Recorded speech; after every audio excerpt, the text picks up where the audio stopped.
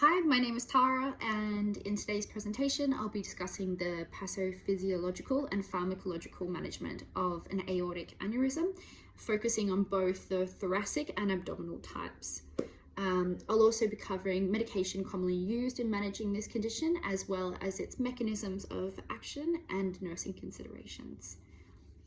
So the physiology of an aortic aneurysm is a balloon-like dilation of the aorta, which results in a weakening and ultimately the integrity of the arterial wall.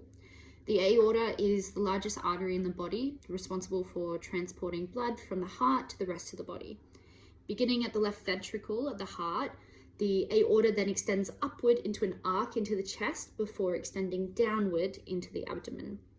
The aorta then branches off into the iliac arteries just above the pelvis.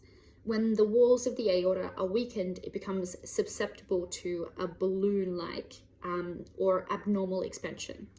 So there are two main types of aneurysms. There's thoracic aorta aneurysm, TAA, which occurs in the upper part of the aorta, so where the arc is before it then goes downward, and then abdominal aortic aneurysm, which is the AAA, which occurs in the abdominal section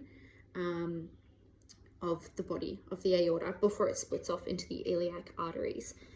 Aneurysms are caused by a variety of factors, including hypertension, such as chronic blood pressure can weaken the aortic walls over time by putting continuous strain on them. Atherosclerosis is the buildup of plaque made from fat, cholesterol, and other substances on the inner walls of the arteries. Plaque then weakens the walls and contributes to the formation of an aneurysm. There's also genetic predispositions. Some individuals have genetic predispositions such as Marfan syndrome or Ehlers-Danlos syndrome that predispose them to the development of an aneurysm. Once the wall of the aorta weakens and an aneurysm forms, the risk of rupture increases. Rupture of an aneurysm can lead to catastrophic internal hemorrhaging, shock, and death if not treated immediately. Other complications include dissection, where the layers of the aorta split, leading to pain and potentially lethal disruption of blood flow. In Fred's case, his history of hypertension is a key contributing factor to his aneurysm. His chronic high blood pressure would have increased the tension in the aortic wall, making them prone to dilation and compromising the integrity of the arterial walls. In terms of pharmacological management, one of the primary goals in managing an aortic aneurysm is to reduce the risk of the rupture. So this can be done by managing underlying risk factors, in Fred's case specifically his hypertension. And a common medication used in patients like Fred is metoprolol, a beta blocker. So beta blockers are first-line agents in managing blood pressure and protecting the aortic wall from further damage. So we'll just discuss specifically what metoprolol is and how it works. So the drug class it belongs to the beta blocker class. It's beta blocker 1, adrenergic receptors in the heart.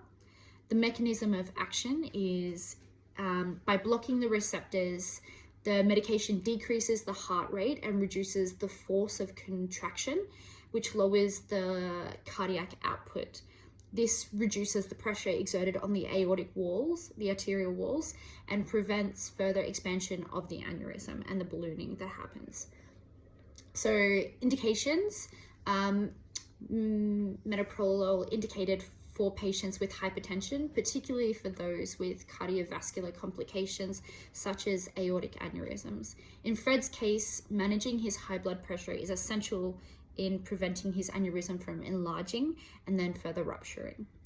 So the nursing considerations to be aware of are monitoring the blood pressure and heart rate.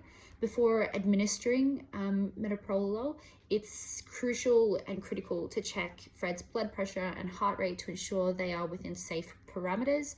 Beta blockers can cause bradycardia, so monitoring this is necessary to preventing hypotension and excessive slow heart rate. Educating the patient is also extremely important.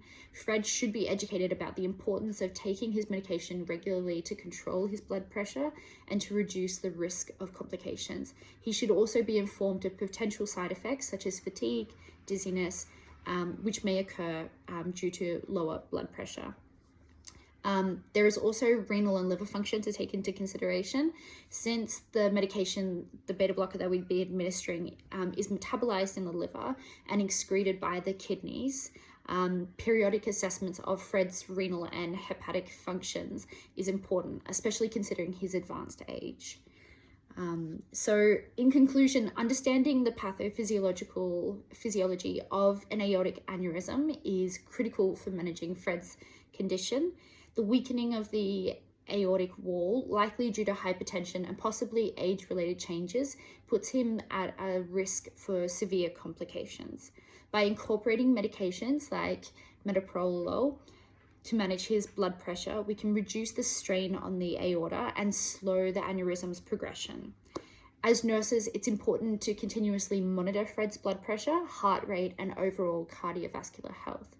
With proper management, lifestyle modifications, and medication adherence, we can improve Fred's quality of life by reducing his risk of aneurysm-related complications.